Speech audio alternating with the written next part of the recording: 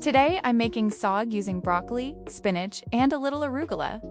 I start by grating fresh broccoli and cooking it in water until it becomes really soft. This step is important. The softer the broccoli, the creamier the saag.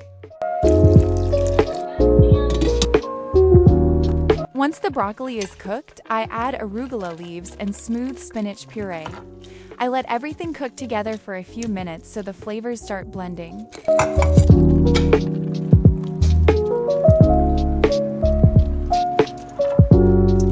While the saag cooks, I prepare the tadka. In a pan, I heat Desi Ghee and add chopped garlic. Then goes in cumin seeds, followed by onions. I cook the onions until they turn deep golden. This is where the flavor builds.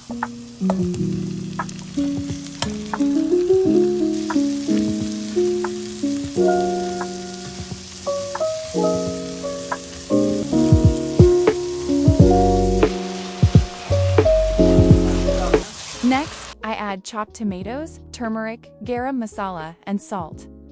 I cook this until the tomatoes soften and the ghee starts separating.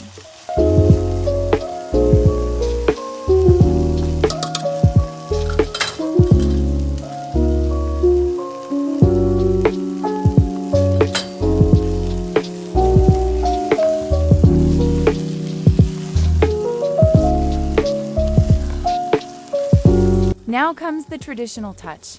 I slowly add corn flour to the saag, stirring continuously to avoid any lumps.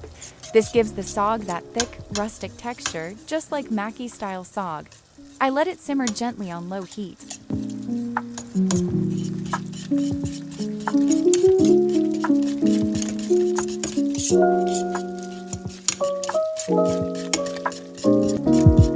Finally, I pour the hot tadka over the saag and mix everything together.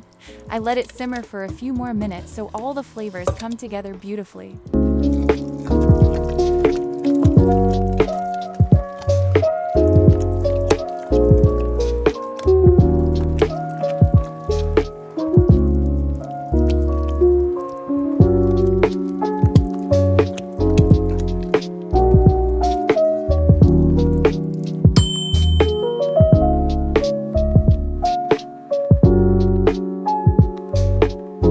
This broccoli, spinach, and arugula saag is rich, comforting, and perfect, with Makki Di Roti and a spoon of Desi Ghee on top.